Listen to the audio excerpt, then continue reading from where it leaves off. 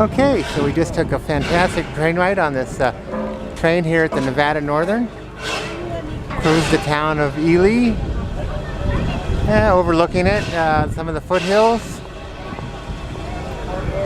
and up to the copper and silver mines. So I showed you a video of that. Let's get a closer look at the engine here. Number 40. They're saying this engine was new, could do 90 miles an hour. Got some pretty big drivers on it. Can you give him the sound?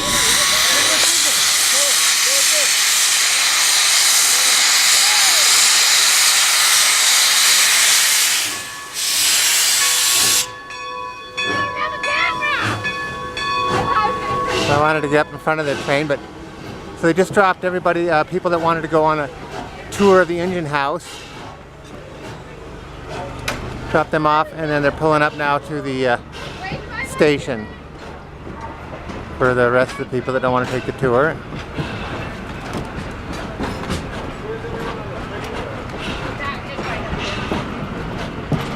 What I do want to do is get a shot of them if they unhook the engine and they're moving it out to go take it to the ash pit.